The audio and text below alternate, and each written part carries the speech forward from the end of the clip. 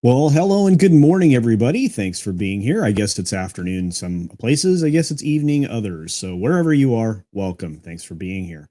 And of course, I'm joined by the famous Tom from Midnight's Edge and Midnight's Edge After Dark. Good morning, Tom. Good afternoon. How are you doing? I'm good. Yeah, it's been an interesting week. I think in entertainment, at least to some extent. We've had some news on various properties from Star Trek to Mandalorian, including, I think, a leaked or a confirmed date for the Mandalorian release. We've also had some ups and downs when it comes to ratings across the board. And, Hollywood has decided to take 2020 off. So I think, what do you think? Should we start with Star Trek? What do you want to do? It's up to you. Spin the roulette wheel. Don't matter to me. Well. All right. So about a month ago, a publication that, does the occasional weird thing, and I'm going to talk about the first subject, and then we'll say hi to everybody in the chat. A publication that we don't really think is very accurate most of the time, decided to step out in front of everyone and say the following. New rumor says more Star Trek shows canceled, including Picard. Now, this rumor had been going around for a while, and it was reported on by other sources, including Bounding into Comics, whom we all appreciate and love the fact that John reports on that stuff. But there seems to be some truth into the fact that there may not be any of these productions moving forward. Although there's definitely some movement on Star Trek, but just not the broader TV products. Now, Tom, I know you guys recently covered this. I think you did a little bit of a live stream on it yesterday and talked at length about it. Did you guys find anything out? Do you have any insight? Do you know more than what you've been led to believe? I can't get into too much because we're still piecing some things together and putting our video together. But basically, where are they saying they're getting this news from, first of all? Because we got this covered wrong, gets it wrong most of the time. So and honestly, that's the problem. They rarely provide a source of information. The bulk of this article is all innuendo. It's drawn from a source. That 4chan, that fake 4chan yes thing. Okay, gotcha. Yeah. And so when they pulled it out, we got egg on our face again.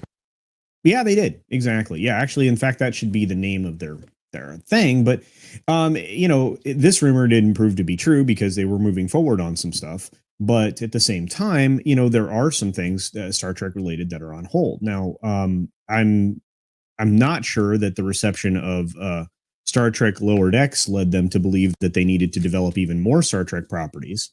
But, they're talking about the broader range of stuff. And of course, it came out of that 4chan article that, Bounding into Covers covered, but they never cite in any actual sources. I don't think I've seen any genuine reporting from them. So I know that you guys do your homework to that end. I mean, what's actually being made? Do you have any insight on that? Because I think that, they're going to try to wrap up, obviously, STD, and they're probably going to try to wrap Picard after next season if the second season actually gets made.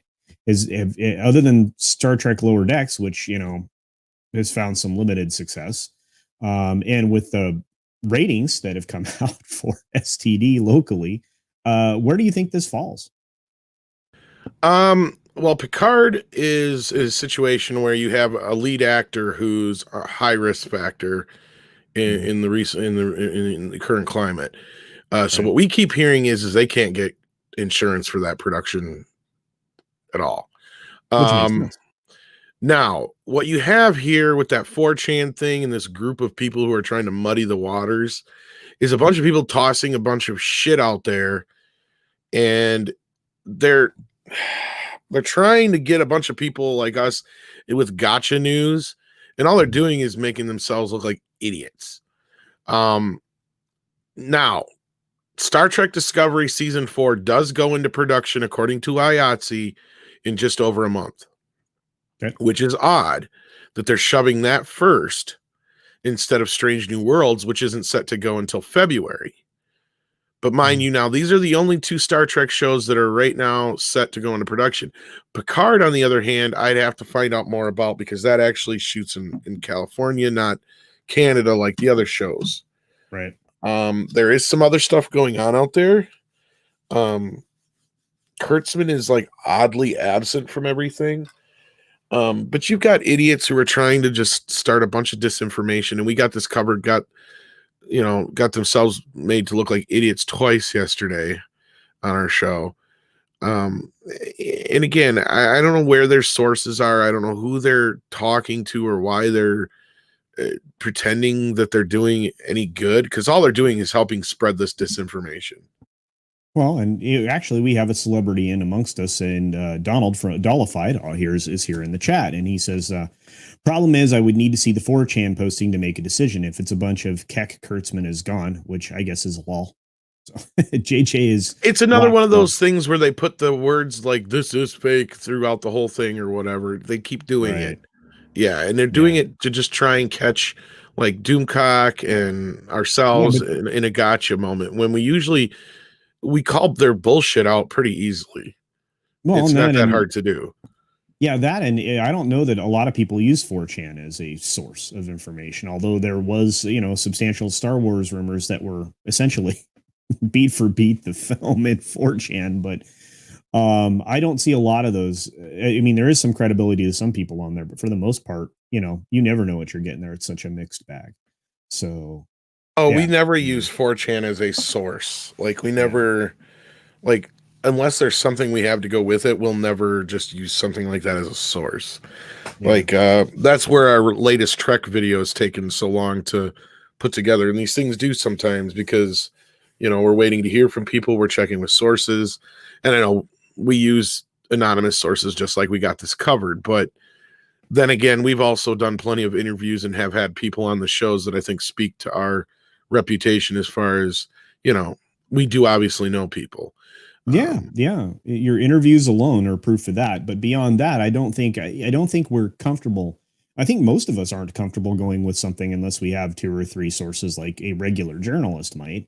And I mean, I'll be happy to report on rumor, but I'll say, essentially this is rumor and that's it. I mean, I'm not going to say anything more, but yeah, this was such a weird article, and this is a month ago. And then we had obviously some revelations of late, and I don't know. How can you move forward on these projects when you know that the ratings are so poor? I think everybody who wanted to watch Picard had already seen it. I think anybody who wanted to watch STD had already seen it. I mean, they couldn't even get people to watch it when it was free on YouTube. You know what I'm saying? Pretty much. And I mean, the only audience left is not going to enjoy the show. It's just not their cup of tea. I mean, all you had left, because like you said, everybody who's going to watch the show already watched it. They either watched it when it was on originally on CBS All Access, or they downloaded it, or they were, overseas, they watched it on Netflix, what have you. You're not going to get any new viewers to this show, and the few new viewers you're going to attract, you're not going to hang on to them for long, because this is not your grandfather's Star Trek. Your grandfather's not going to watch this Star Trek, because that's pretty much all that's left. I remember skimming the advertisements all the time. I love doing that whenever, there's an advertisement on Facebook or Twitter, and to just see the shit that people say, and they have to see this shit. And, for every 1 or 2 positive comments, there's 10 negative. And I mean, I'm not even being hyperbolic. I mean, it's like, and it's either this show is shit, this is not Trek, this is garbage, or you got the other side of it. Why are you hiding it behind a paywall? My father, who is a huge Star Trek fan his whole life, can't watch this because you got it on CBS All Access and he doesn't know how to use, the internet, kind of thing. I've seen plenty of messages like that. And those are the few people you're going to get to watch Discovery now on CBS. And those few people are going to get turned the fuck off by this show. Yeah. Guarantee. I think they had a 0.8. I don't have the ratings pulled up, but I think they had a They had 0.8. 1.6 million viewers, Oh, which is okay. shit. All right. They lost to a repeat of The Masked Singer and some other shit. Yeah, it was, but I thought in And the demo, I repeats think of it was, game shows and shit like that. Yeah. yeah, I thought it was just such a low number in the demo. I was like, oh, that looks bad. Yeah, that's pretty bad for 9 o'clock on a fucking primetime network. Yeah, I mean, and you would think this is the only new programming, well, new programming that anybody had seen in a while. On it, like you said, it lost against reruns. So, but they only put this stuff up against things that they know they're going to lose, no matter what. I think. I mean, any programming, and this is something I covered in my video yesterday. Any programming you put up against an NFL football game is doomed, or an NBA championship. Although they're not pulling dick for ratings either. Oh, I said a bad word on my channel. That's true. You did. Oh yeah, I'm rubbing anyway. off on you. No. I'm going to get monetized, dang, and I'm 1,200 hours away. We are closing in on that bus, guys. So thank everybody out there for grinding my content. I appreciate it. In fact, I'm going to say hi to everybody here. Let's start with the Greek god himself, Apollo Patriot. Hey, hello, Apollo. Thanks for showing up. Appreciate it. Brutal Morningwood. Yeah, I know. Gary and Az are killing my show. Well, no, they're not. There's 31 of you here. I appreciate you all being here. That they're hard to pass up. Those are some good guys. Michelle Jolan. Good morning, or good afternoon, or good evening. I think in your part of the woods. Maybe it's good night. I don't know. No idea. Apollo Patriot. Let's see. Oh no, Aluvrian Imakara. Hello and happy Tuesday to you. Defenders of the Faith, hello. And Donald, as I mentioned before, Dollified. Good to see you. I am glad to see you, my friend. Like I said, I'm enjoying your mutant stuff that I listen to when I'm editing. So that was kind of fun yesterday. Let's see. We've got Ken, Jack, Ben, pumpkins for everyone. Yes, pumpkins for everyone. Pop Culture Avenger, greetings. Thanks for being here. I know Tom and I appreciate your support. Good to see you. M. Dastardly is here. Hello. We've got we've got a lot of people. This is fun. Thanks for being here, guys. I appreciate it. Runner Studios has popped in. We've got several more people. I appreciate it. All 33 of you. We've got, according to Christy, and no, someday she's going to send me the poopy emojis. I'm looking forward to that one day. That's She did drop a few in the chat earlier, but I think it's the right pooper there. sticker. Yeah. I'm looking forward to the poopy stickers in the future. The pooper stickers. And there's the Kashyyyk Queen. Hey, Amber, thanks for being here. Appreciate it. Matt G, what's up, my fellow Doomacornian? We always drop the Doomacorns in the chat, so appreciate it. K. John Boom. All right, lots of familiar faces. Yep, we get a lot of good folks here. A lot of great people out in the chat. General Butt Naked. All right, I like that attitude, and so I'm sure Brutal Morningwood likes that one also. And Hugh, photographer, hello. I can't wait to get your neck of the woods, hang out in London, I think, if I remember correctly. That'll be awesome. And the great one is here. Yes, you are. Thanks for being here. And Christy does love dropping the poopy emojis. If I missed you, it wasn't on purpose, because I think Fat Steven Seagal is here, and Kip Ellis is here, and several other folks. So thank you all for being here. What do you think? We should move on to maybe The Mandalorian? Sure. All right. Let's talk a little bit about The Mandalorian. Finally has a confirmed release date, and I went obviously to the UK to get that for some reason. I don't know why, but let's grab the article here. And poof, the Radio Times says, when is Mandalorian season 2 on Disney Plus? Well, we're going to see it on October 30th, I think. Is that right? I think I'm right.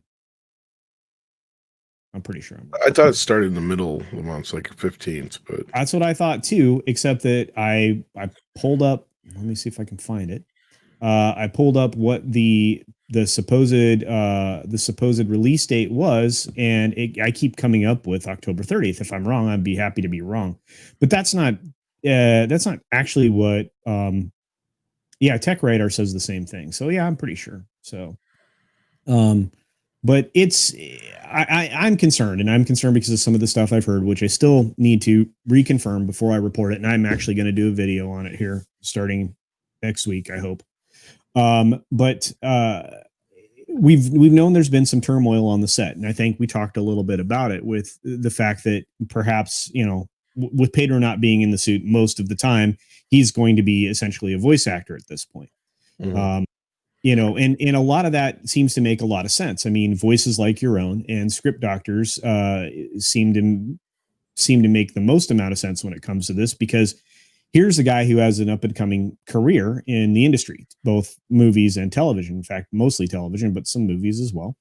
And he's going to be somebody that people are going to want in productions. And if you're stuck in the airplane hangar, the hotel airplane hangar that you're hanging out on for this particular show or any of the Disney productions that are being done there, you won't be able to leave because you're kind of sequestered or quarantined, and that won't do well for him in the future. So he can do all of his work remotely, at a voiceover studio or whatever else, and ultimately that would be good. How far along in the rumor process are we as far as confirming that he walked off the set and didn't come back? Oh, my understanding is this would have happened back when they were filming. So this is actually something that went down probably months ago. Again, allegedly, but we've got it from a few different places now.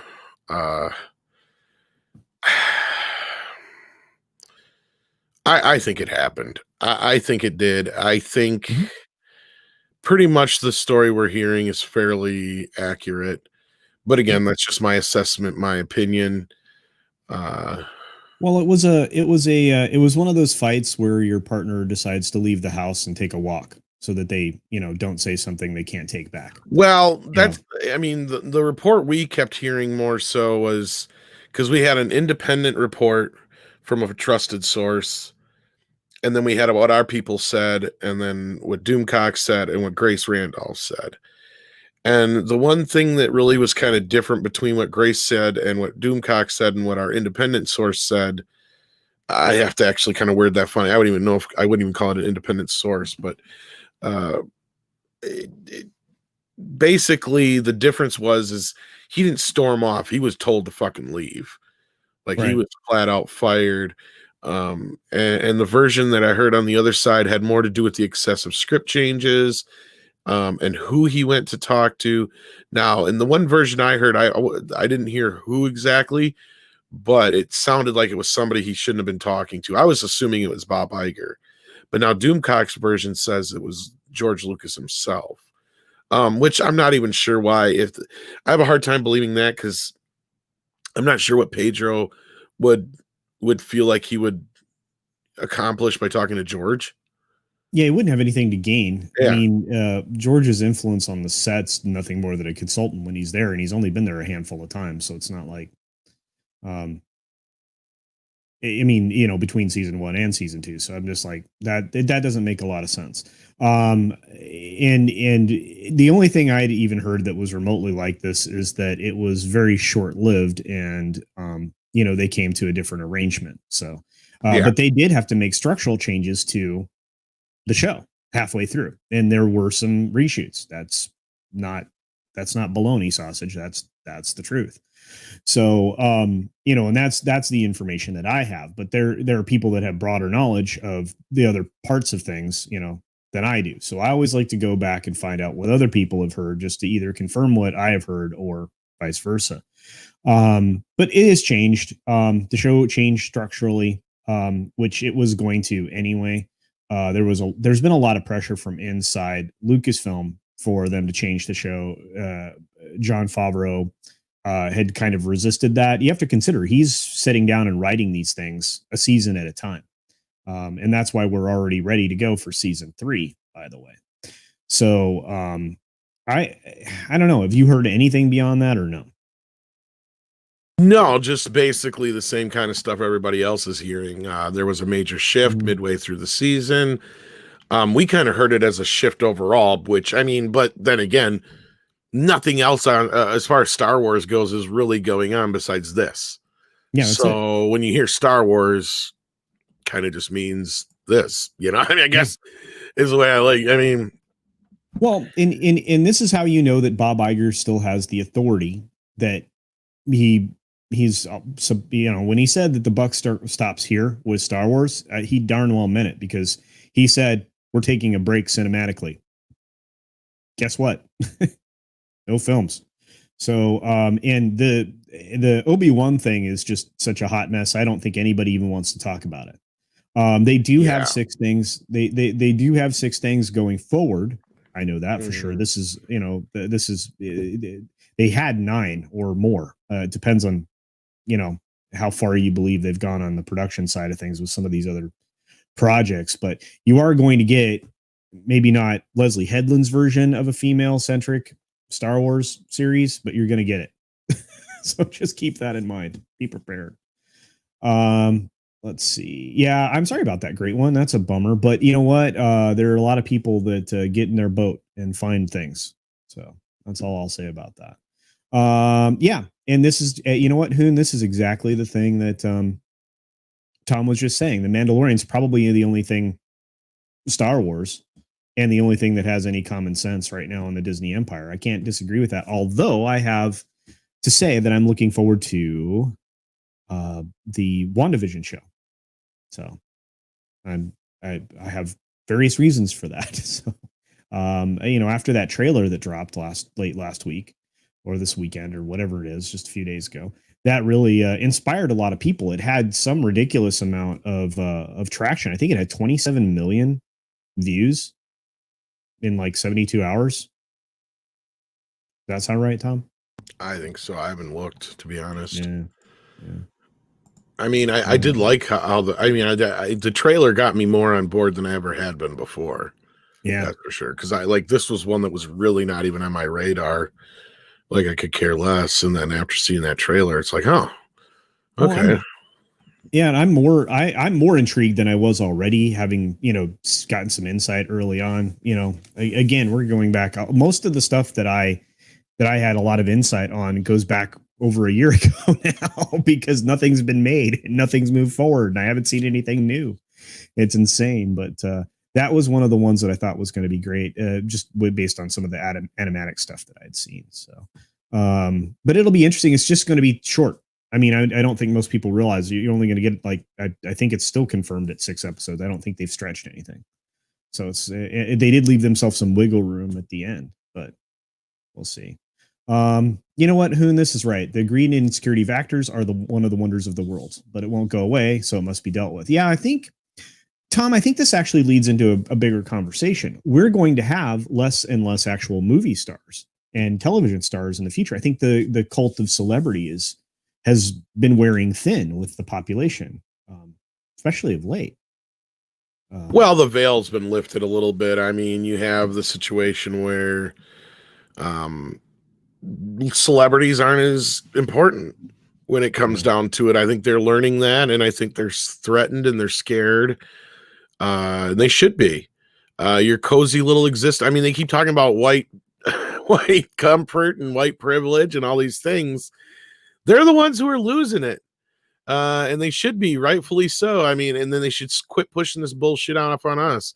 It's like, we've sacrificed long enough. Now it's your turn to take a little bit of brunt of the bullshit. You've lived in the lap of luxury for years. You get millions of dollars to entertain people. I think it's about time that this has kind of come to a head where, the age of the celebrity needs to end. I don't disagree with you. I feel like it's reached its final peak. Willie B. Mayer was right. Will Smith is the last true movie star, and it's true. I mean, there has not really been anybody since then that can really sell a picture on their name merit alone. I've seen a few smaller non-franchise things go into production or get greenlit, which is always a good thing. But I mean, it's a rarity now. I don't see, like, the cape is the star. You know what I mean? Like, the franchise is the star now, unfortunately. So, or fortunately, however you want to look at it. Well, I don't know. I think it's fortunately. I mean, moving forward, I mean, it's going to encourage them to cast closer to what they're supposed to, that isn't more in line with the source material rather than You being think so? driven. I think it's going to have the opposite effect, but see, this is why you and I are good together, because we get to talk about this. Look, the studios can, I keep saying it, this is the drum I will bang on until the end of time. They can only afford to lose so much money. And if you can't appeal to the audience that was invested in the primary source material, how are you going to sell it to the rest of the folks? They're going to come to this realization that abandoning that, I mean, this recent thing with Tinkerbell is backfiring on them like you can't even believe. The problem, Culture, is you and I think like with common sense. Yeah. These people don't. Oh no, for sure. They feel the pushback, and you know what that is to them? A bunch of istophobe racists who can't handle it. Yeah. No, that's great, except that the people that are in charge of the purse strings are going to go, yeah, we can't do that. That's the problem I keep telling you guys, and you don't listen to me, is the people with the purse strings are the people with the same politics. Yeah, well, they're gonna then we will not have Hollywood anymore as it currently exists, and that might be a good thing. Because of it, that's the thing, is a lot of these people, like I think Script and a few other people have said it, like they have a lot of money. Yeah. You think they're worried about money? No, they're not. That's the thing, and we keep saying, oh, eventually the money's no, yeah, until they're out of money and out of power, we're stuck in this fucking loop. And these Oscar rules are the fail-safe button for that loop to continue when the money's gone. Like that's what I keep trying to warn everybody. It's like I gotta keep getting the word out there. I don't know how else I can say it. They're trying so hard to make this happen, no matter how much it costs them. Yeah, well, the problem is that these are all tied to megacorps, the conglomerates, and those people are accountable to investors and stockholders. So when it gets to that point, when they're not getting additional funds from outside, but you also have to remember a lot of these people are being shamed right now for anything. Like, so you have to worry about whatever you're doing causing some kind of optic damage.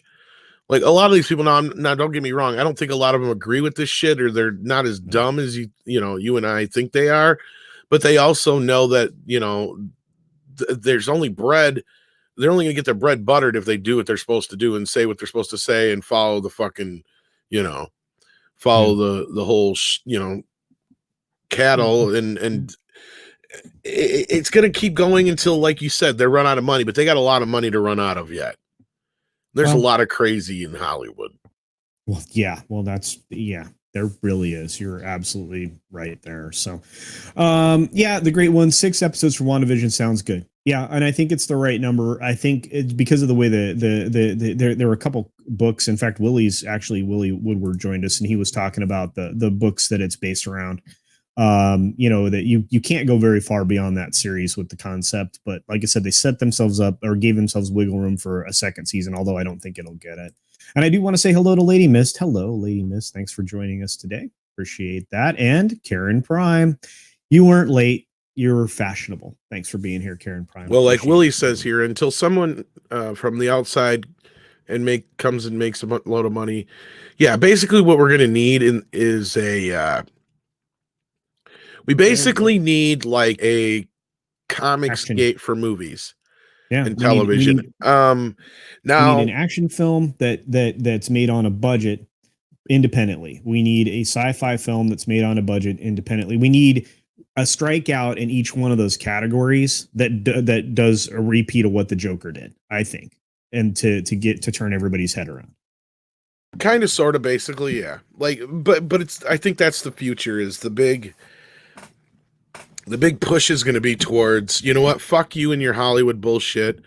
I'm going to go with this fan film, or I'm going to go with this independent produced, and I think that's the next step. Is a lot of us in the Phantom Menace are going to say fuck it and try and take that next leap, and follow what Comicsgate did and just do it ourselves. Well, we've got a lot of talent here. We've got great 3D artists. We've got great 2-dimensional comic artists. We've got people with editing and sound experience. We've got, not just that. Hollywood should be scared, because we're at a point where technologically, you and I can go in our backyard and make a movie right now. Yeah. and it be the quality that it has to be legitimately a movie. Your phone has the capacity to basically create a movie. Yeah. It blows my mind to think growing up the shit we used to do with video and all that kind of stuff and how leaps and bounds we've come since then. If I could go back in time and give my younger self one of these phones, I'd probably be the next Steven fucking Spielberg. Yes. And that's what's going to happen is somewhere out there right now, there is the next Steven Spielberg. There is the next Martin Scorsese, and they're making movies with their phones in their backyards with their friends. It's going to happen. It's going to happen. You will find them.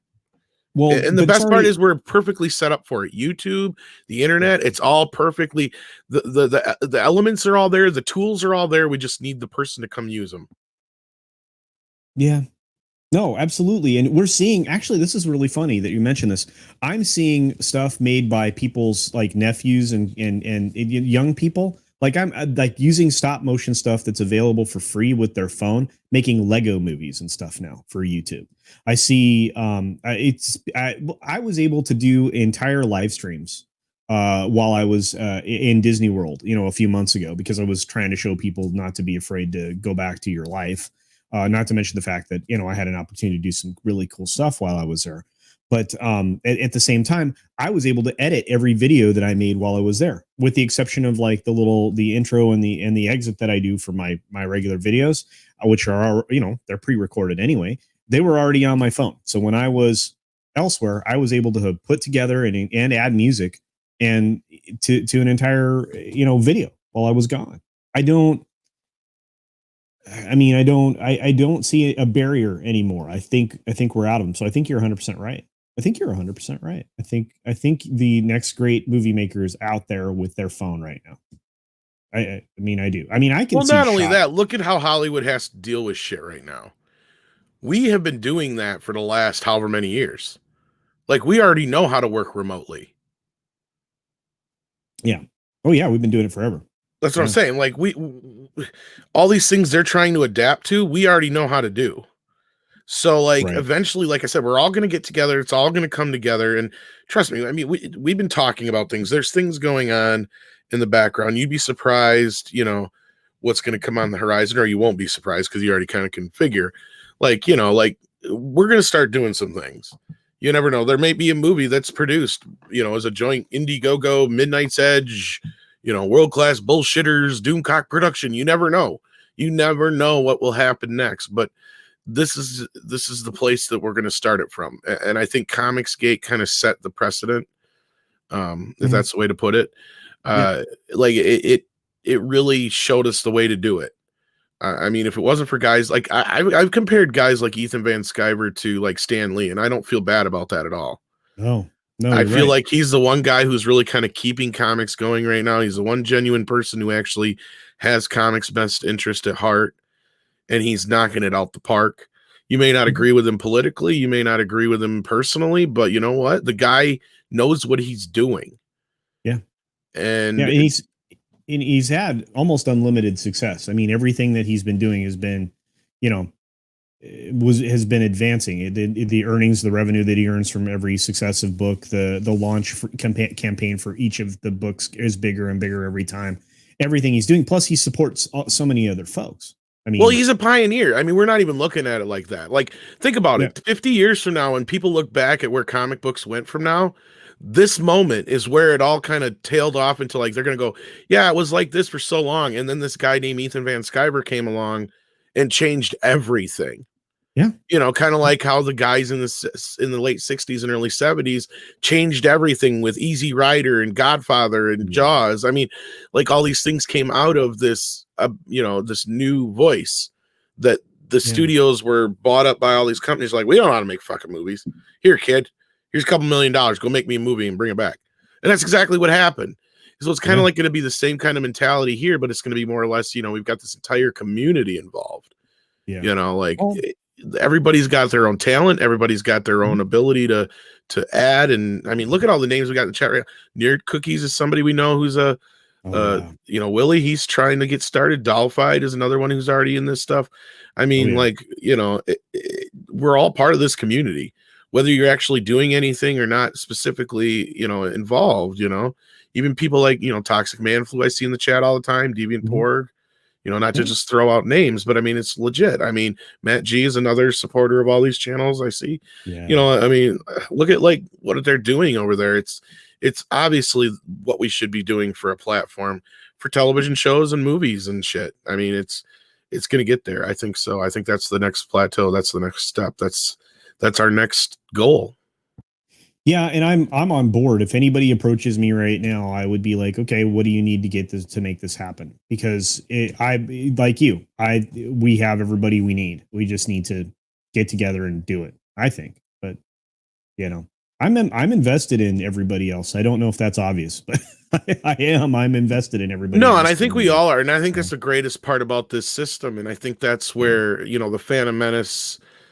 I mean, I know some people have problems with Comicsgate people, but you know what?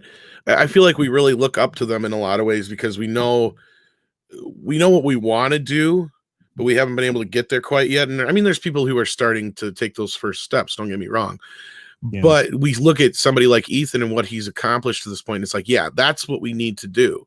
We need to make them scared. We need to make them worried that if they fuck up, which they have, and just like look at what happened to comics, no matter how bad they cry, no matter how bad they stomp their feet, they still can't change the fact that Ethan Van Sciver is kicking their fucking ass. Yeah. And not just him, but every other Comicsgate member for that member. Yeah. For that Yeah, reason, yeah, for that reason. No, you're exactly right. And that's the kind of revolution that we need. And that speaks to this question that Willie has for me, but probably for you too, Tom. So in order to go about this revolution, what industry rules do we need to follow and what can we ditch? Well, we can ditch most of them. A lot of the stuff that Hollywood does is antiquated because they roll in a lot of ancillary things into their films that have nothing to do with the actual filmmaking process itself. Yeah, basically all you need to do to have a legit movie is just, as far as I know, register it with the MPAA. Yeah, that's it. And then it's a legit movie. There's nothing that anybody else can do about it. You're free to do whatever you can with it and sell it, do whatever. I mean, that's the thing is once we create something, it's ours. Yeah. Now, of course, fan films are a little bit different story. We can't, of course, go out and just start making Star Trek movies. Don't get me wrong. And profit off them or anything like that. I mean, but that's kind of the right idea. Is the fan film is kind of the platform to start from. Like this is the ideals behind it. Yeah, look, we're lucky. We have a lot of people with a lot of talent. I see a future for a lot of people that are already working here on YouTube along with us here, in the community. I mean, I know everybody has an idea for a movie. Write it down, then use it, do an outline to lay it Don't out. waste your time. Just sit down, write it down, get it all written out, work on it. Eventually something may happen. And that's what's going to scare these people. And that's where their elitist little bubble that they won't allow certain outsiders in is going to really start to burst because there's all this great talent out there that's not being tapped. Yeah. Yeah, because they've always kept it in that area. And it's incestuous would be the word that comes to mind when it comes to Hollywood. It is very incestuous in a way. And I mean, not to be hyperbolic, but it is. It's if you don't know certain people, if you're not in a certain group, you're not getting in. Yeah. Yeah, no, that's true. And if you don't have an in, I mean, think of it this way. The reason JJ's involved in the industry isn't because he has talent. It's because, well, he has some. That was a little harsh on my part. Sorry, but it was because he was editing Spielberg's clips as a young person. That having that kind of contact early on didn't hurt his career one single bit. I mean, nobody else has those opportunities. And how did he get that opportunity, Tom? Babysitting his kids. Exactly. So the babysitter becomes if anything, wasn't it like, isn't JJ's parents like his dad, like a lawyer and something else? Yeah. Like that's the thing is all this next generation, like you can trace like back most of this new generation of talent in quotations.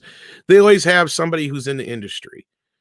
Um, it never fails. Either their parents are in the industry somehow, or they have an uncle or an aunt or a close friend of the family that's in the industry.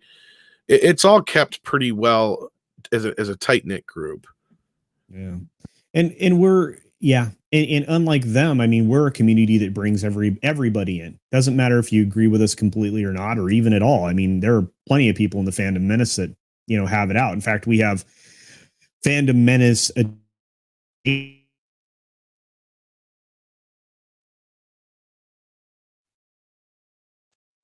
except that he hangs out with us all the time. So anyway, am I still here? I went away for a second. You cut out for a second. I didn't hear half of what you said, so I don't know if you cut out or I did. Yeah, no, it was me. And like I said, I mean, like I'll say it again. We have Fandom Menace adjacent folks like Lethal Lightning who have never claimed our hashtag, and which is fine. I mean, everybody hangs out with him. He's welcome. Our table is big. Everybody's welcome at this table, even if you disagree. So it's a really different approach to a community, and it's the same way that Ethan goes about his business. Although there's a significant number of detractors, and the way that he goes about things can be a little caustic. In fact, I just highlighted that they're scared of Jeremy's new website. It's growing. Yeah, Jeremy's website is growing. It was going to. It's a platform that hopefully he can maintain, and then it'll become its own distribution platform for him. I mean, that's ultimately his goal, probably. I mean, if I were him, that's what I'd be headed towards. Mm-hmm. But we have great people in the community that just support us, like Bone, and Deviant Porg.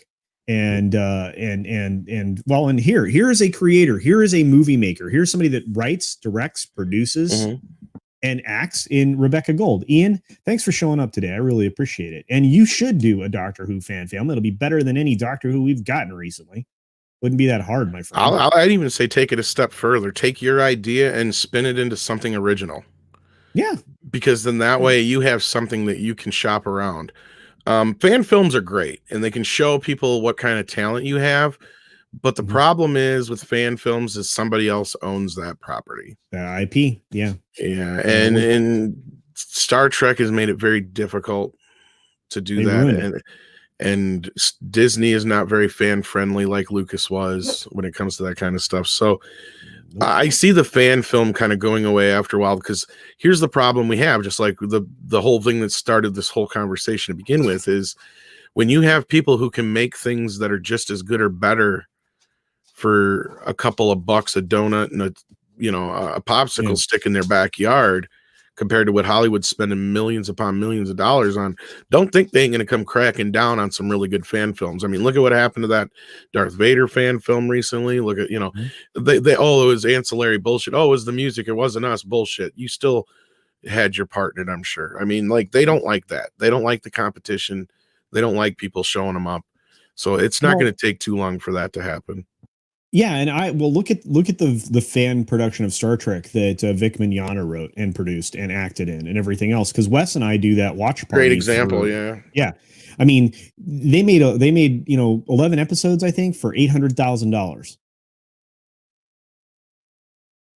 Yeah. I mean, it was truly amazing, and it was a labor of love for everybody that was there, and it was beautifully shot. It was.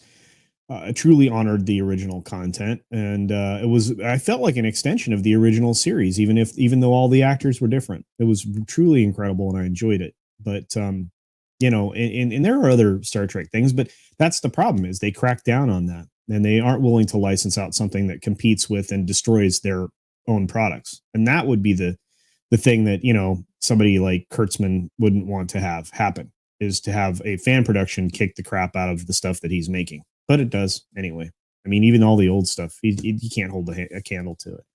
Bone, I think that Candy Corn, the movie, would be a great horror film.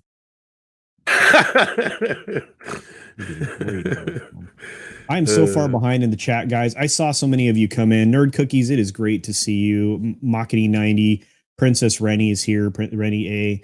I acknowledged Ian just by calling him out there. Deviant Porg. Gosh, you guys, thanks for popping in.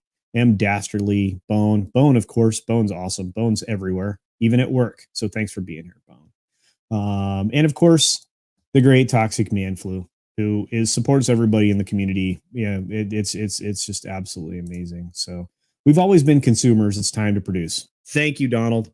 You're 100% right. Exactly. I mean, it comes a point where, you got to think of it like the small business owner.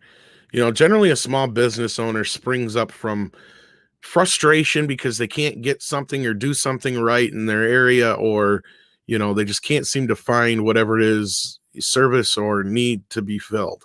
So they're like, you know what, fuck it, this need needs to be filled, I'm gonna fill it. Breathing. But no.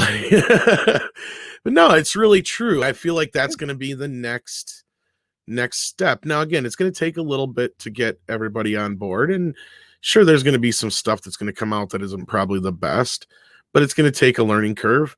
But we also don't have billions of dollars. We also don't have Johnny Depp. We also don't have, all these things to make a movie, a big ass movie. But once we start getting some money, we can start getting lower level actors. We have friends that are actors. We have friends that are filmmakers. We have friends that are doing these things. And they're people who are actually legitimate filmmakers. I mean, they're not just, so we have places we can go for resources to learn. And then there are people who are willing to help. I mean, look, Script Doctor's a prime example. Even though he's hiding himself to protect his job, he's a prime example. There are people out there that are in the industry that are more than willing to work with people like us because they know that we're the fans. They know that we're the ones who they got to appeal to, because there's this loud minority out there on Twitter just that don't fucking buy comics. They don't buy movies. They don't watch TV. They don't consume any of this shit, and we're the ones they need to start paying attention to. Yeah. And that's the problem, is the minority is the one that it's the tail's wagging the dog, right? That's the old expression, but that's legitimately happening. And there are barriers everywhere. I mean, Ian's talking about it. Doors are shut and only opens for the brother or sister of the mother that works in the UK film industry. So it's everywhere. It's not just, I got to imagine the UK film industry is just as bad too. Yeah. It sounds just like LA, and you know what, Rennie, I'm going to highlight this, but I disagree vehemently. Just so I'll put it like this. I'm not a fan of candy corn. Not a huge fan. Don't hate it, but don't like it. But I look at it this way. It ain't Halloween without candy corn. It ain't Thanksgiving without candy corn. It's just one of those things. It's kind of like Christmas without candy canes. Can you picture that? I can't. So that's the way I see it. Okay. So basically candy corn is the fruitcake of Halloween. If you want it to be that way, that's that. Yeah. I just look at it that way. I don't understand this whole big debate about it. You're being agnostic. Stop. Take a side. No, anyway. How can you send me a 5-pound bag of candy corn? You can't. No.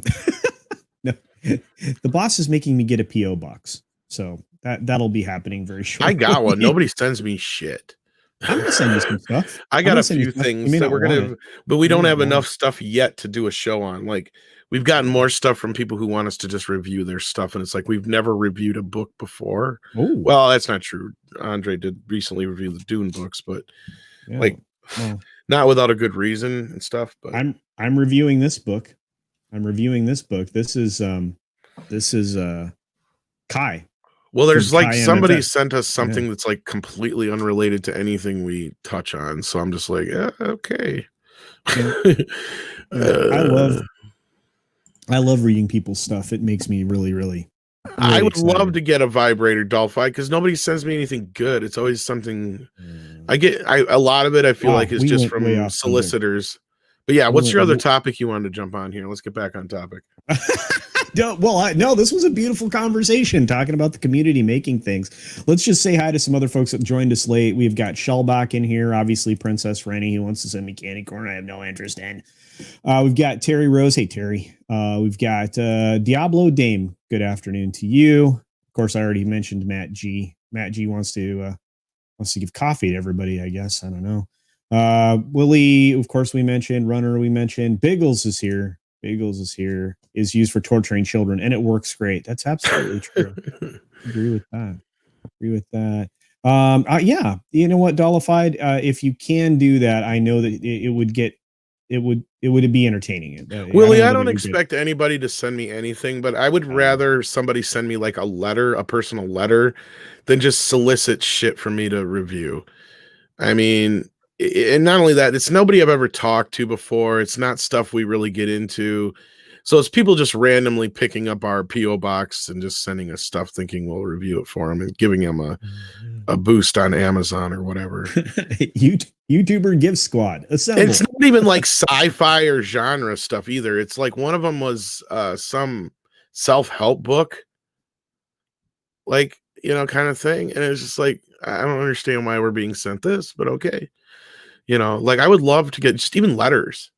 Like it would be great. I'd read them on the air, whatever, I don't care. I mean, we've got a few things. Eventually we'll do a mailbag video, but we just don't have enough now to really consist of a long enough video to do it. Or we'll do it during like our 200K celebration or something. I don't know. I would watch that, but I watch everything. I try to watch everybody's stuff. I mean, a few people have sent us a couple things. Don't get me wrong. I'm not trying to diminutize anything that anybody has sent us that was legitimately like Entertainment Hacker sent us a nice postcard from over there. That's the kind of stuff I like. Like if you're going to send us something like that, that's cool. Like, but I don't want to, you're sending us 3 books to review. I'm not sending them off to Andre and Rob. Okay. I'm not going to do it. So I don't have the time or money to piss around with that stuff, and he's not going to read it anyway. Oh, wow. Look, Aluvrian Imakara is sending you a new batch of Mikey Spock in action figures. That I will take. Take. Now you're talking. Toys, I love toys. Yeah, well, these are in action figures. So they you want to send me a movie you made? Even better. Not a porno, please. Well, unless it's a good one. But no, like if you wrote some book and it's sci-fi or genre, great. Don't be discouraged because I said that. I'm talking about people who are just sending us stuff just because they know we're a 100+K YouTube channel and they want to try and get us for advertising, basically. Like there's no reason we're going to ever cover a self-help book. Not going to happen. Sorry. I mean, self-help right now, go down, write your script. It's not even that kind of a self-help book. Yeah. Rewrite it, okay, and then we'll make it. I mean, Donald really wants to send me a vibrator for some reason. Hey, look, and Rennie thinks that it should be a Symbian. So Rennie wants me to burn my baby Yoda. Somebody send me that. Yeah. Terminus is here. Hi, Terminus. I got a lot of baby Yoda stuff, and only a few. The plushie might burn right away, but I don't know about the rest. All my films are good ones. Okay. I didn't know you made films, Biggles. I'll have to check them out. That would be cool. Although nobody's ever sent me a DVD. Nobody's ever sent me, I've gotten, like I said, the good things I've gotten, I've got a postcard. I've got some personal made stuff that was cool. That's cool. Like that kind of stuff I don't mind. That kind of stuff's cool. But other than that, like I said, we have only gotten a handful of things. And I don't expect anything great, but I mean, even just a letter, like I said, is more personable than just sending me something to review. Then I'd have no clue what the fuck it is because you never even contacted me about it in the first place. Well, I'm going to have a PO box. If people send me stuff, I'll go through it, and somebody's probably going to send me something that, isn't great, but that's well, here's the thing. Like the women, they get a lot of shit. Oh, I know. Like Mecca and, Anna, all them, yeah. Well, here's the thing: you're going to get an in-action figure that is complete with brushable hair. So, are you excited about that? Do I get the brush with it? I'm kidding. Maybe. Look, I understand, Shellback, and I agree. Yourself definitely needs some help. So, yeah, we'll try to get that one over to you. I can send you my first movie, The Killing Zone, made 22 years ago for 14,000, shot on 16 millimeter in 2 weeks. Sure, it was hell, but won an award. Not only that, it's available right now. I think if on YouTube, if I can watch it on YouTube. If you want me to watch it, just DM me. I'll put my hear me. Yeah. Well, Ian's an amazing filmmaker. I wish he was not so far away. Right now, if somebody could do, because I've always wanted to be in a Western. If somebody could like write a Western script, even if it was like a horror, kind of have an idea for a Western, but yeah. God, I would love to make it. There's so many places in the desert Southwest to actually shoot this. it would be really easy for me to support like a handful of people to make the process happen, with hotel rooms and all that stuff. Wouldn't be that hard. And I think I could get it done in 2 weeks. I think because I once somebody hands me a script, I think I can probably get the shooting days down, pretty close to 10 days. And that way that'll give us like 4 days of overflow. Like if we have to reshoot something or it rains or something weird. So, but yeah, I would love to try it. That's my Twitter. If you got Twitter, Rebecca. Otherwise I can probably throw my email in the thing. Rennie, yeah, Ian, if you said, what is it? Rebecca Gold is Ian. Oh, it's the Ian. Mega Okay. Geek. Yeah. Oh, okay. Yeah. The web series that Rebecca Gold account is for. In fact, that if anybody wants to see a really cool web series, like spy-ish, like cool female strong character shot a few years ago that doesn't have a bunch of crap in it, that's something you can watch. Everything he makes is gold. So yeah, Ian is the Mega Geek, but that channel that he's talking to, Rebecca Gold, that's one of his short productions, which is great. Yeah, and those episodes, I think the max runtime on one of those is like 8 minutes. So it's totally digestible. Really. And Rennie, yeah, if you sent Bat Tom a letter, Bat Tom would read it. Yes. Yeah. And Biggles Mets, dude, I'm gonna have to check out your stuff because I know that you and I interact all the time, and I appreciate you subbing here and coming to see us, and checking out my videos. But I need to spend some time on your channel then, because that's the kind of crap I like to watch, the little shorts. I saw Hellraiser Baby Yoda bootleg, and I have to admit it's awesome. Yes, I did. The Pinhead Baby Yoda. Did you see that, Tom? No. Oh my gosh, it's amazing. I have to find that for you. It came across my Twitter. I should have sent it to you when I thought about it, because that's your kind of that's in your wheelhouse. You know what? If Kate's in the chat, Rowan Ginger Raven, or if she sees this later, maybe she has it still. Yeah, that was kind of a fun thing. Yeah, I saw that too. Yeah, Rowan actually made sure I saw that. Thanks, Kate. So I get some weird stuff on Twitter. Simp's got a simp. Yeah, for sure. Send Tom a letter that he should read on a stream as Bat Tom. Yeah. That would be send awesome. Bat Tom, or you send Frank Marshall a letter, I'll read it.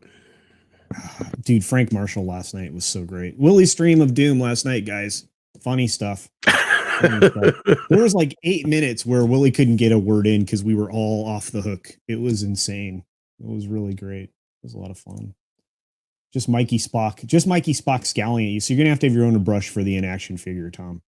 All right. Yeah. All right. Yeah. Well, like I said, that's my Twitter. If you want to catch me there, that's the best way to catch me. Yeah. How about that? Look at this. Oh, hey, I'm all for it. CC, I know a guy who does Westerns. There you go. There's some areas around here I know would be great to film Westerns. Oh yeah, dude. Wisconsin, Wyoming, a lot of the plain states like that would be perfect. Be amazing. Wyoming especially. Gosh, think about all the range territory there. Or Michigan. Michigan would be too cold. I don't want to go to Michigan. Plus, Michigan sucks. Ohio? Yeah. Maybe. But that's probably not a good Western location. But desert Southwest, plain states, stuff like Texas, of course, that kind of thing. But like I said, I'd have everybody near me so that I could, kind of subsidize some of that stuff. But oh man, I would love to do that. Oh, man, we were way off of. So I don't even have a subject anymore. We navigated so far away from my brain. I mean, we can talk about the fact that. Well, actually, did you have a third story or? Yeah, well, I don't. The story I can pull up. I didn't have it, and I looked up what Donald was saying. If they extended the 6 episodes that they originally had of WandaVision to 9, something else happened behind the scenes that I had not heard of. So I'm just saying that out loud because it originally was slated for 6. So if they found a way to extend it to 9, I'm more concerned now. If that's the case. Yeah, because the material would fit 6 episodes great. I don't think it would fit 9, and I've seen some informations that it's 9. So that's bad. All right. Well, let's talk about this because this is huge. The movie industry decided to take 2020 off, I guess. Yeah. Sort of, kind of, yeah. Which is funny because, like, you're just talking about how celebrities are freaking the fuck out right now. Well, I think a lot of this has to do with a few productions that have started have already had COVID scares. I think the studios are looking at this like, yeah, this is not going to work out too well. They're going to probably try and do what they can in the next few months here, but I feel like they know damn well until there's at least some kind of vaccine or some way of doing shit without really getting anybody else sick, that it's really just going to be a while before they can do anything like this, because they're just learning they're not necessary. They're not necessary. And guess what? We have 100 years of entertainment, folks. Yeah, it's true. I mean, there's a lot out there. In fact, that feeds kind of into a subject that I barely touched in my video yesterday, and previously we talked about on the Sunday live stream. And that was the fact that the younger folks are going back to watch old entertainment. They're watching all of our crap. They're watching Cheers. They're watching MASH. They're watching freaking Hogan's Heroes. I mean, well, not just that, like Superman the movie showing out at my drive-in right now. Empire Strikes Back, I think, took the top spot again last weekend at the box office. It did. I mean, I think that just goes to show when you've got a brand new movie like Tenet out there and Empire Strikes Back is beating it, what does that tell you? We had better stuff. Yeah, it tells me also entertainment's kind of a dying thing. I don't know. What does it tell you, Tom? I don't know if it's dying so much as I think, like, you're right that sooner or later something's going to have to give or something's going to have to change. Yeah. And again, I think a lot of it's this is what's going to kill a lot of this current bullshit is, you know what? We already have one. I don't need a new one. The other stuff's better. Why would I watch your crap? You know, when all it does is make me feel like shit. You know, Birds of Prey is a great example. I've gotten arguments about it with people, but it's like you can feel however you feel about the movie, but it doesn't change the fact that after I watched it, it made me feel like a piece of shit. You know, I don't like that. And that's not why you go to that. That's not an escape, right? That's like kicking you in the balls. I don't want to. No, exactly. But yeah, I see this whole culture right now that we're headed towards, and I get where people are like, yeah, the money's not going to be able to sustain it. And that's true. But Hollywood's still sustained by the past. So that's the thing, is they're still going to get money. That's where it's like, it's not like there's this whole problem that we're facing. You guys see it as like a dam when it's not. It's like a leaky fence. It's yeah. And that's the problem, because they keep getting more funding in, which is more money, which is more water in this case, in my analogy. But yeah, you know. Yeah, so. I just I look, I mean, when it comes to entertainment, and I have no answer for this question, Shellbach. I don't know. I mean, I know why television episodes were reduced in minutes. It was to fit in more advertising. So we went from 28 minutes shows in a half hour, on a 30-minute script was 28 minutes, but then it went to 24 and then to 22. And I think in some cases now we have 18-minute shows. Is that right, Tom? Not very often, not unless it's on streaming and there's no reason for it. I mean, I can probably assess this a little bit here. Basically what happened to the long form show was streaming. And not only that, they started you started getting bigger productions that required a little bit more money, and the only way they can make that happen is by shrinking down the amount of shows in a series. Like a great example is Deadwood. That ran for a regular full season, but the cost of the show was just so astronomical that I think now if they were to do Deadwood and they did it as like maybe only half the episodes, the show would be a little bit more economical. And that's what they're running into, is the ability to compete with the type of movies that are out there, like Avengers and all that kind of stuff, and do it on television costs a little bit more. So just to kind of cut the costs, they cut down the amount of shows. Plus that, especially if you got a big star, that helps save a little bit of money there. You don't have, you only have them for 12 episodes instead of 22 or 24. Yeah. I mean, look at something like The Simpsons. Simpsons, which still has a standard season run, those actors get paid like I think $1 million or $1.5 million an episode or something like that. Getting paid. Yeah. They've had a wavy compensation for the staff. For No, but I Simpsons. remember they went on strike like 2-3 years ago, and they got paid 600. Yeah, they went up from 600,000 per to something else. Yeah, I remember that. I think they get paid $1 million each an episode now is the cost. It doesn't surprise me, but it's voice actors, good voice actors, especially ones in established characters, you don't want to get rid of, which is why the whole Hank Azaria thing blew my. It's the Cleveland thing. God, blew my mind. That's just so stupid. I got into an argument with a friend of mine. It really sucks. I hate doing that. But I had to point out, like, the whole thing with, like, you have a problem with a white guy voicing a black character, but you have no problem with a black character voicing a white character. And the reason they came back at me with was one of the most racist reasons I'd ever heard. It was because, that was because a white man could never get that deep of a timbre. What? That's what I said. That is one of the most racist fucking reasons I've ever heard in my entire life. Wow. They must never, well, gosh, if you go, I don't know. Have you heard Tim open airlock policy speak? That guy sounds him, but just in general. I mean, I'm talking about all the different people. I mean, I can emulate voices very well. I can get deep if I need to be. I can do what I need to do because I'm a voice actor. Yeah. I'm a trained voice actor. And that's what I said to him. Let an actor act. I don't give a shit what color they are, as long as they're the right person for the job. Whatever happened to just letting actors act? Well, and yeah, I mean, and feeding back into that, and even the conversation from a little bit earlier in the comment that Latino Slant's making here. Thanks for being here, Paulie. I appreciate it. Hey, Paulie. We don't go into these shows. We don't go into these movies wanting to be abused. We want to accomplish what we went there to do, which is to escape, to be taken to an otherworldly location, to not have to deal with the reality of day in, day out life. Even in war films and things like that. I'll blow your mind. I'll blow your mind right now. I didn't realize, put two and two together, that Darth Vader was voiced by what's his name? I just lost his name. Jesus Christ, James Earl Jones. Yeah. Until a lot later in life than you would think. Yeah. Oh no. There were a lot of people who had no idea that was James Earl Jones and not the character that was in the suit.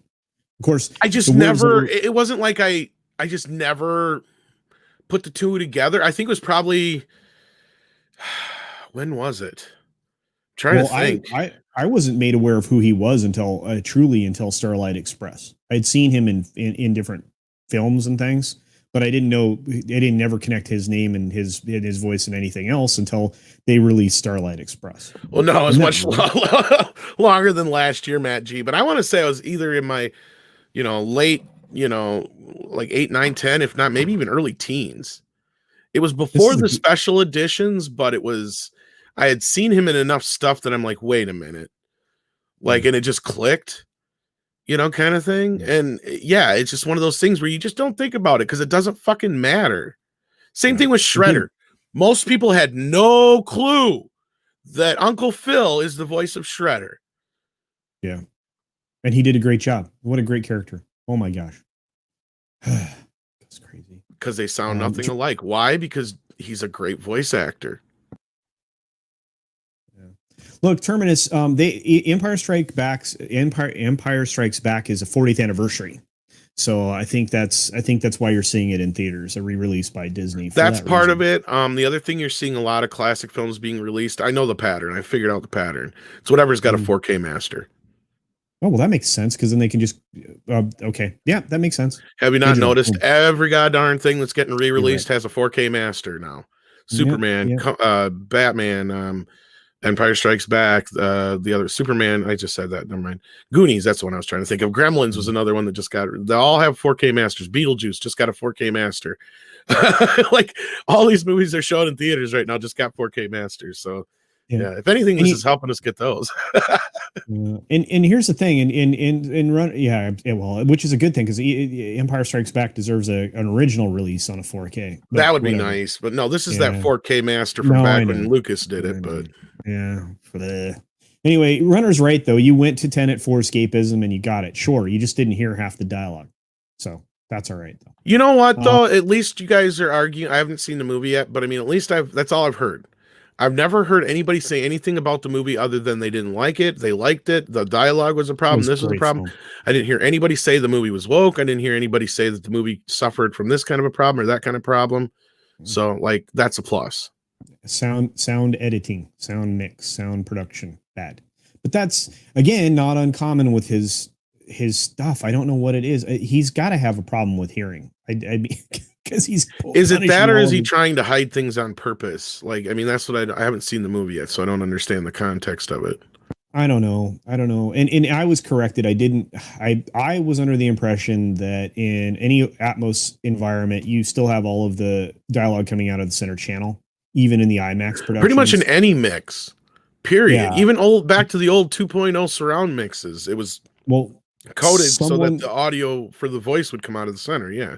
Yeah. Well, someone told me that all sound comes from the screen in an IMAX theater, and I don't know how that's possible with an Atmos system. No, that's not how it works. They may have a set of speakers in the screen, but there's still surround speakers in an IMAX. Yeah. That's what I was pretty sure. That's just how it works. Oh, what is a timbre? It's your registry in your voice, whether you can go low and have depth and richness. Because he didn't want Darth Vader sounding like this. He instead wanted him sounding like this. So he chose James Earl Jones. Which that isn't even really James's real voice. He's still going down. Yeah, quite a bit. And it's digitally edited as well. But, it has that robotic voice thing added to it. Yeah. And you know what, Paulie, you're right. Let actors act, and it doesn't matter what they are. Look, pick the best actor for the job, whether it's for an on-screen appearance or a voice acting thing. It does not matter. The beauty of voice acting is you don't care what he or she looks like, just that the voice fits the character. You're right. Well, let me give you another scenario on this. Here's the other thing with the reason Carl is such a stupid thing. Yeah. The reason why Carl is voiced by a white guy, not a black guy to begin with, and this is the Simpsons creators' fault. They should have brought in a black actor a long time ago. And they didn't do it out of racism. They did it because you only have X amount of voice actors. And with the way that the union works, with the amount that you pay a voice actor to come in to do, you can pay them to do a secondary voice for a lot cheaper than it costs to bring in a whole nother actor to do an ancillary voice. So since Carl isn't a main character, they have guys like Hank Azaria and what's his face, the guy from Spinal Tap, Harry Shearer, almost every voice in Springfield besides the main cast, because it's cheaper than having a bunch of other actors come in and do it. It's just the way things have always been done. So like almost every cartoon you watch, I guarantee you every voice actor is voicing probably at least two different voices on that show, at least. Well, that's just the way it usually goes. Look at Mel Blanc. How many? Well, that was just because he was a human fucking sound machine. Like he saved them so much money. Yeah, and he got paid well. I mean, you're never paid what you're worth. You're only paid what you. And he was Hispanic, wasn't he? In a way, yeah. I think he was either Latino or whatever. Yeah, because he was not a white guy. That's what's even funnier about that is everybody talks about only white guy. Yeah, all the Looney Tunes were voiced by Mel Blanc, who is not white, folks. Yeah, James Earl Jones was in Conan. Yes, freaking awesome, great film. Congo's going to get a 4K master thanks to Tom. I hope so. Everybody should see Congo. Yeah, damn right. Tom, are you including your affiliate link for Amazon? No, I don't have one yet. I got to get one set up. You need to get one, my friend, because Andre tried. You're pretty much selling that movie by the case. So just so you know, just by yourself. I think we had issues because Andre's overseas, so I got to get my own LLC thing set up here, kind of thing. It's a big old mess. It is, but you should do that for sure. I know I have to. Yeah. Hey Tom, you up for doing a TNG live stream sometime this week? I want to get a lifelong fans to do TNG. How they felt. Sure. To be honest with you, though, Rob is the better choice for that. I'm like the low level fan of the group. I can ask him for you. Reach out to me, and I'll try and put you two together because he's not good at answering social media shit. So, yeah, even people he knows, he don't know how to answer social media. It's like anyway. I tag him and shit all the time. He's like, "When?" I'm like, "Today." Where? He don't know how to use it. That's funny. That's great. God, he's so funny though. God dang, you guys are a pair. He's a boomer. He's a boomer. Like Mecca wasn't wrong one time. She's like, he finally got a smartphone, and we're like, something about showing us a picture. He's like, he won't send us a picture. He'll end up fucking scanning the phone. Yeah, I can imagine that. I really can. It's so funny. What's like your grandpa getting a phone. Yes, I love. Yeah, Rob, but he's able to do all the sound stuff. You know, he's able to get the sounds working, and then he did teach me how to use voice. He's really good with computers. Don't get me wrong. I pick on him a lot, but he's pretty good with that stuff. And of course, Drake is 6. Tongue out. I can't do it as good as you. Yeah, you'll have to DM me, Mirasphere, because I get so many DMs. So you'll have to remind me who you are and stuff. Like it's a pain, but I do my best to get to everybody's messages. So don't fret, I will get to them. No, yeah, and if you have to treat Tom like you treat Ryan Cannell, just send a DM, wait a little bit, like a couple days maybe, and then send him another one. Not even a couple days, a day. If you don't hear from me in a day or so, bug me again, because that means your message might have got buried. Yeah. Well, yeah, dude. Yeah, dude. I'm starting to get DMs like crazy, which I don't mind, guys. I don't mind at all. But man, I wake up to like 40 messages. Well, I just feel bad because it takes so long to get to them. Because that's the only thing that makes me feel bad is, like I love to be able to answer everybody's DMs. I love to answer everybody's tags and everything I can, or at least try to like whatever I can. I'm not real good at Twitter. I'm still learning it. So please be gentle. Hey, the minute I found TweetDeck, I was like, my life is saved. I can organize all my stuff. I can send tweets later on. It's really great. So I've been using TweetDeck on any one of the computers in the house or at work or whatever, just to manage all that stuff. Hey, Steve, good to see you, my man. I hope your day improved after your morning, sir. Speaking of messages, I got yours after I woke up today. Sorry about that, Steve. Yeah. Wait. Are you on Twitter at Culture? Yeah. Oh yeah. I'm on Twitter. Yeah. And yeah. You can follow me, and it's the same. It's the same. Am I still here? Can you hear me? Yeah, you cut out for a second, but you're still here. Yeah, that's what I thought. Yeah, I can tell now, and that's new. That's a new thing too. It's starting to get more stupid. Windows don't update. I mean, God, no, man. People from Canada, you are right. Twitter is evil. It is. I avoid it as much as possible outside of personal interactions. Mostly in DMs. On actual Twitter, I deal mostly with fucking trolls more than anything. Yeah. Right now, I have a bit of a soul singe. I try not to go out there in the world and post, but it is incredibly useful for promotion and interactivity. So you can be a tool, or you can be a tool. Those are your choices with Twitter. So that was funny. You didn't pretty much. No, I was muted. So how's Steve doing this morning? Oh, he looks good. It's actually his evening. Probably, because he's like 7 hours ahead. It's like nighttime or 9 or 150. I don't know. It's a long time. So I think it's 9. Oh, those damn Norwegians! They go by the military time over there. Yeah. Look, it's another monster's best friend, Steve Kenobi. Hi, Swede. People don't DM me much. Fear, I suppose. Yeah, dude. You handle your business when you need to. Fear will keep the systems in line. Good job, Tom. Why don't you go play with that little fucking troll who's fucking with me, Stieg? Oh man, Wookiee's supremacy's swatting him. Wookiee's swatting him left and right now. It's pretty crazy. I don't know. I got him pretty good last night, but he keeps going. He called me a pussy, so I'm like, oh, at least I guess I am what I eat, dick. It was awesome. I thought it was good. I used to love that one in school because I would make him just go, "Fuck you." Yeah. They feel your power in the force, Stieg. Yeah, they do. Yeah. Drunk DMs me to tell me to stop picking on him about women. Why?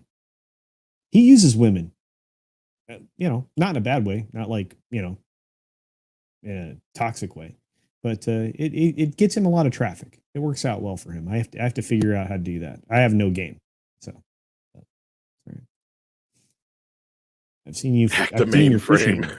fishing. We were making fun of that. Oh yeah, no. So, do it. You know what's funny about that, Stieg? Like the next day, I found a shirt with that on it.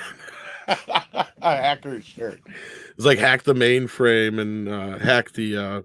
And it had the picture of the whatever the mainframe was. But what was the name of it? Yeah, the Gibson. The Gibson. Yeah, it had a picture of the Gibson on it, and it's like hack the mainframe or something like that. Yeah. I was like, Stieg, I wanted to send it to you, but I didn't get a chance to. It's ignorant. Say it. I can't do it. Do it. Ignorant. I don't know. I ended up going into my Michael Jackson, which is not too bad myself. I actually am a huge Michael Jackson fan, but that just shows you how much of a good sense of humor I have. So, me too. I had to step away for a minute. Who are we talking about? Nobody. Hey, Memes is here. Hello to Memes. Yeah, Memes is a good channel, guys. He's worth a follow. If you're not already doing it, it is. He says some brilliant things because he's willing to take a step back, much like I am when it comes to the business of entertainment. He's willing to take a step back on a lot of issues and look at it from a top down perspective. So if you want to follow somebody who does that, he does a really ignorant. No, he's not ignorant. He's ignorant. You know what, Princess? I don't know. Princess Rainey, I have no idea. Every time we talk about it pisses me off that they fucking took that episode off The Simpsons. They need to put those out on Blu-ray and HD, goddammit. Right now, Terry Rose, I have no budget because I haven't set aside the finances to do it, but it wouldn't be hard for me to try to figure it out. We need horses. We need... I have friends with horses. That's done. Next. I have kind of a gangster story you can almost make into a Western. Well, I do a gangster. Gangster's even easier. It's real simple story. Simple story. Don't say it out loud in front of people. Well, if we do that, then if anybody steals my idea, then we got proof. Oh, okay. Well, then I've learned that. Well, the basic concept is you have this guy who's set up because these other two guys are informant, or this one guy's an informant, but he talks his other buddy into this thing. But they set this other guy up as the informant because shit's getting too hot. So their boss ends up telling him, yeah, go ahead and take care of him. Well, what they don't know is he's actually the brother of this fucking bigger gangster up in the ranks who's been like, and so like he comes down and does this whole, like, it goes through like him trying to figure out what the whole setup is, but it's like basically like a John Wick kind of character almost. Like the guy you don't fuck with, and you find out it's just basically a revenge story. That's all it is. That's all it is, dude. You just get to it's just him figuring out who killed his brother and why, and then he kills them. End of story. That's awesome. I like that. Those are my favorite kind of like that because he would have really cool catchphrases when he would kill people. Yeah. Don't lose your head after you chop their head off or something. Yeah. Oh yeah, that'd be so great. And Stieg's right. Maybe we need to make a Batman versus. Yeah, he gave me a little bit of his idea in a DM. I was thinking about I was trying to think of how to put it together. Fat Steven Seagal. I don't know. It's a pretty simple story. It's probably been done a million times, but well, so what? I mean, I like. You could translate it into a Western though. Just instead of gangsters, it could just be like old cowboy gangs kind of thing. Yeah. Willie, I'm in the desert Southwest. So that's. Oh, dude, I've got so many stories. I got so much. If I had money, I'd be okay with that. To be honest with you,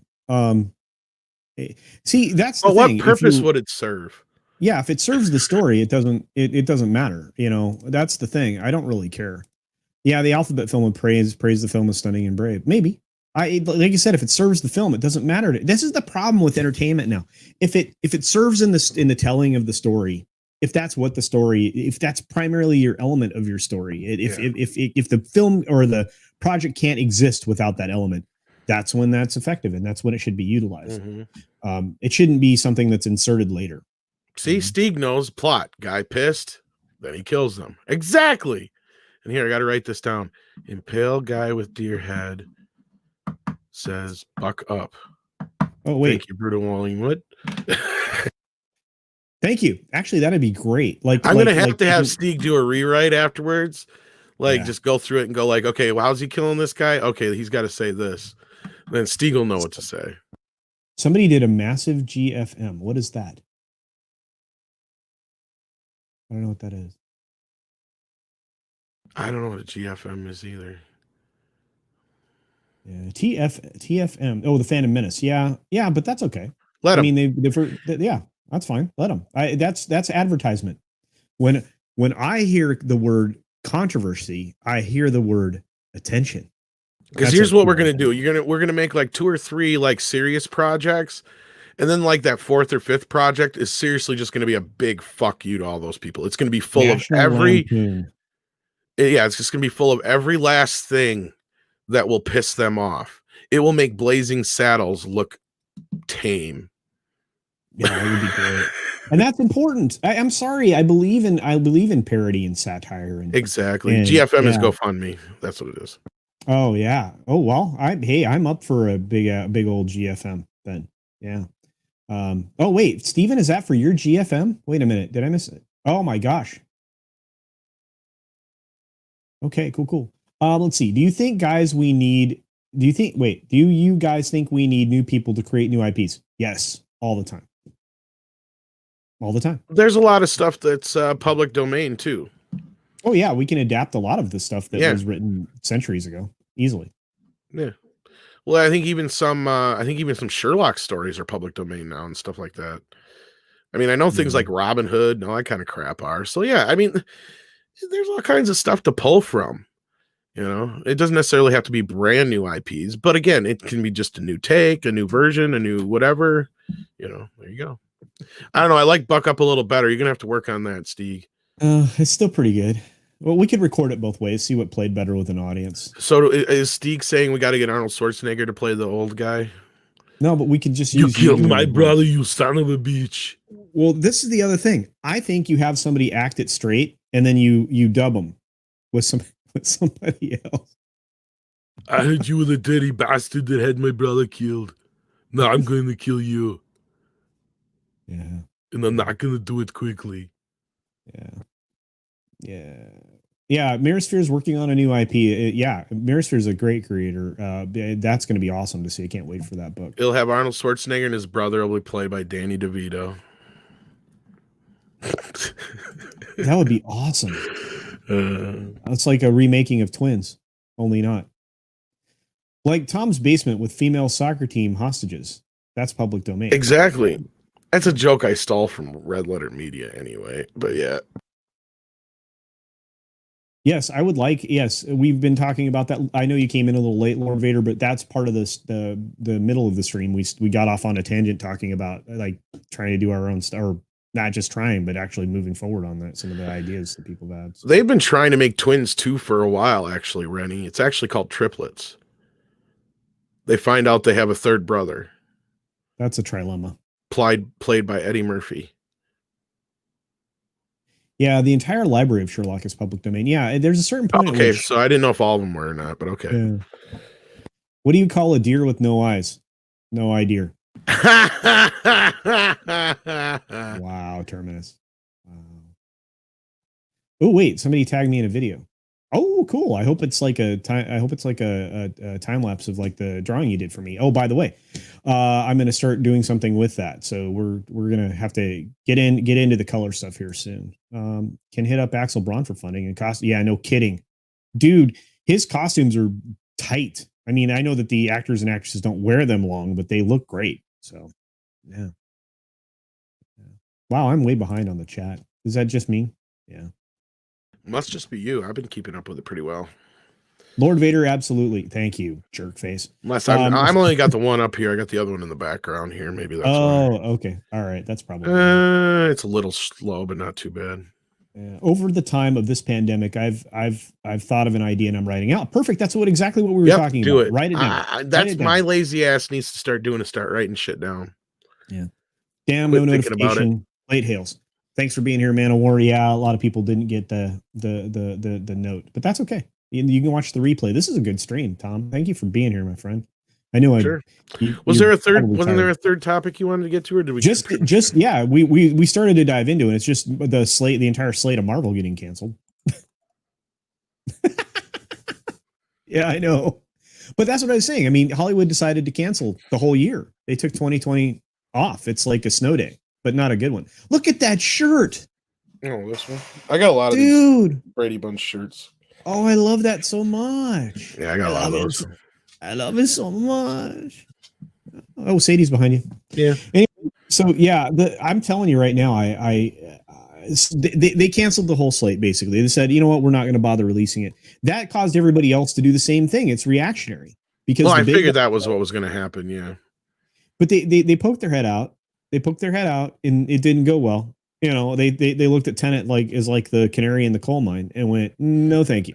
Well, when you have a $200-some million movie, you need to make that kind of money. Yeah, it's just not going to happen right now. That was stupid to release Tenet right now, anyway. Well, I think that beyond the hubris of it all, I think that somebody had to go first. You know, Warner Brothers. I mean, they're going to collect money on that property going forward for a while. It's going to sell. I mean, people are going to. Disney should have just dumped Mulan in theaters and been smart about it. That would have been the better push or the better move. Yeah, because then they could have had an explanation for why it's exactly. That's what I'm talking about. It's like, oh well, we can blame it on the pandemic. That's why it failed. See my candy. Hey, yummy. Those projections were falling downhill fast, though. I mean, though Mulan, if you saw what was happening, it had zero to do with the pandemic. It was totally. No, but as I'm saying, they could have used it as an excuse, at least. I mean, like you were saying, I mean, I'm not blaming them. I mean, just at this point, it's like take the easy outs when you can. You take the fucking other ones any other time. So yeah, if you're going to take an L, take it at the best, most opportune time, business wise. And they should have done it that way because now look at the projections for Black Widow. Those things are taking a nosedive. The problem is that you have people that talk too much, and then you are killing your product. You know, and then enough people have seen enough of it that they've pieced it together, and word of mouth is bad in Hollywood. Word of mouth will kill your project. It'll kill your movie. It'll kill your television program. Word of mouth is a killer. And that's why they're constantly trying to silence us, because when we have information, they don't want that out there, even if it's only to a handful of, 10, 20,000 people. That's poison for them, because if you hear bad news, you're going to tell other people saying bad news. Bad news travels faster than good news. Just the way of the world. Right. Well, there's the old saying that, there's no such thing as bad press. But when it comes to a movie, I mean, look at what it did to Star Wars. Look at what happened to Last Jedi. Look at how that took a dive.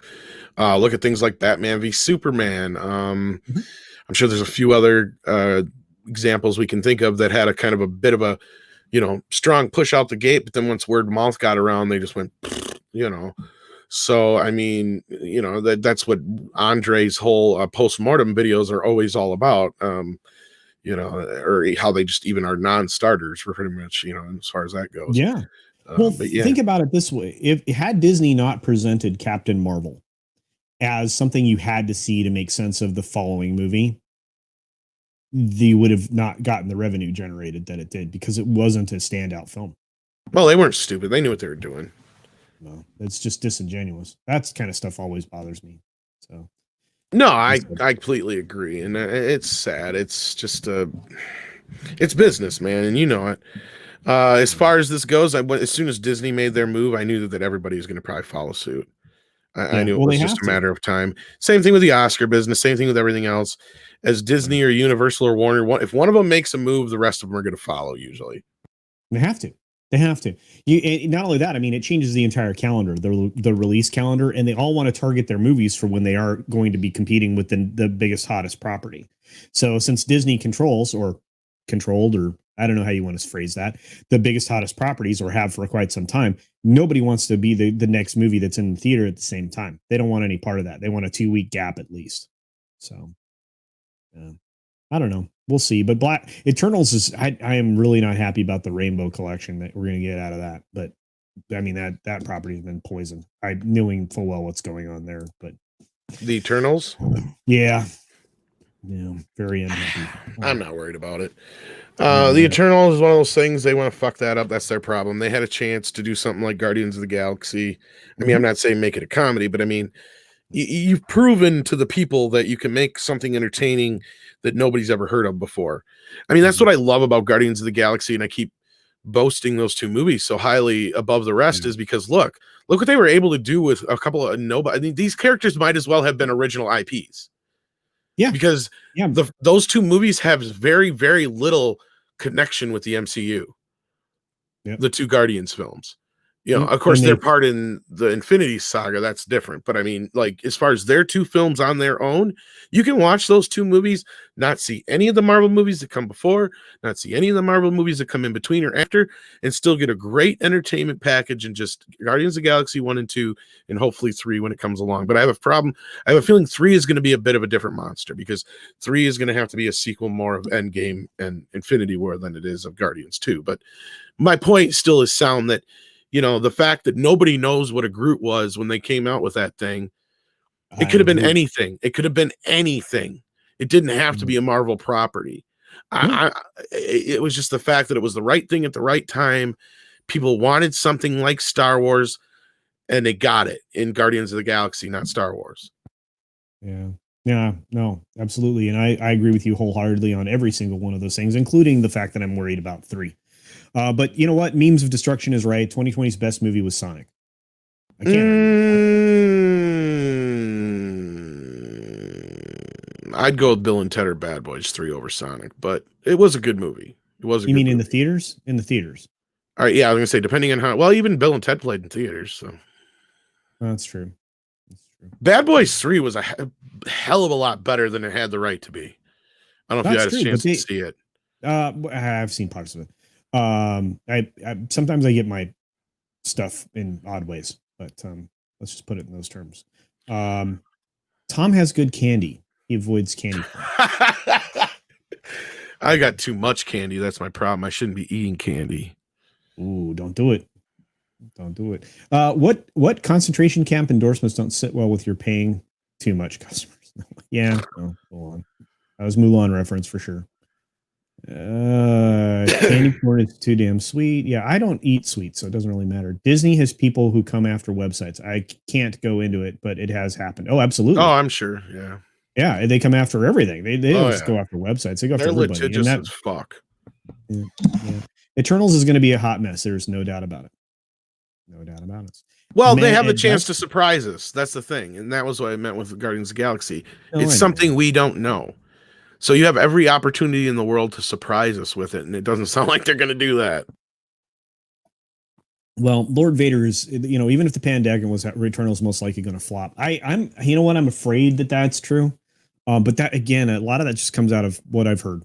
So they had a chance to make it Kirby, but from the looks of it, it's generic garbage. Yeah, dude. Yeah, Kirby.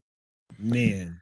It was a slow news week. This is all I really, or mail week. This is all I got myself. Full Metal Jacket. Full Metal Jacket. I had to import it.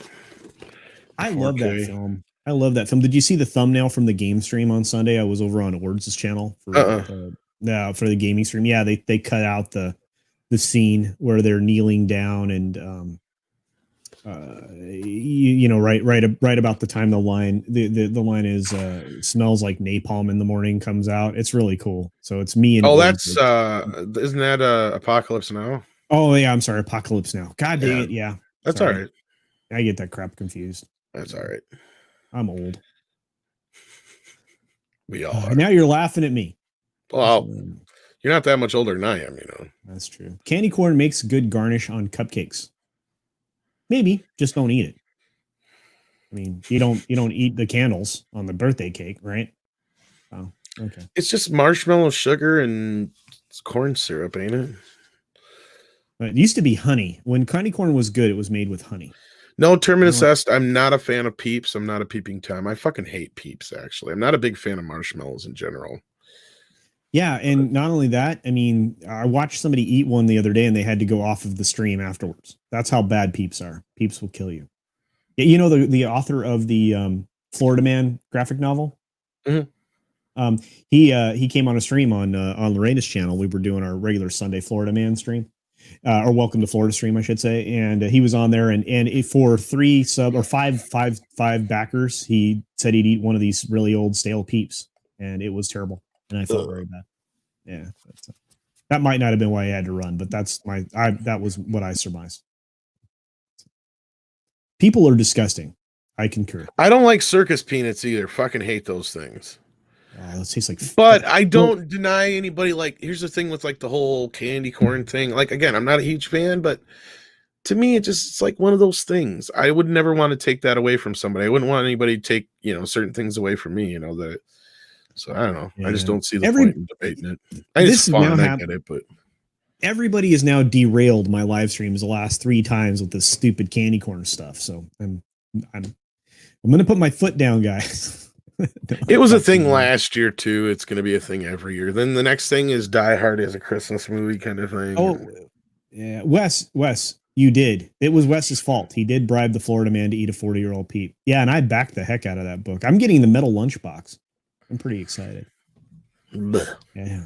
All right. 40-year-old. Well, you know what? I'm going to wrap this up. We've gone about 10 minutes longer than normal. I need to go get some Chinese food. Yeah, I'm hungry. Yeah, and I need to refill the coffee or brew another pot. So you guys, I really appreciate everybody being here today. You guys are the best. If you don't already subscribe to Tom, do so. Thank you all for being here. You guys, like I said, I wouldn't be here without you. I am 1,200 hours away or so from being monetized. So you guys put his streams on repeat, folks. Yeah, you guys burned through 800 hours of stuff in 5 days. So thank you. Do that again. Yeah, it would be amazing. Anyway, thank you all so very much. I will see you all soon. I know Tom will be busy tonight, so check him out. Make sure everything they're making right now is great. And until next time, take care of yourself. Take care of others. Peace.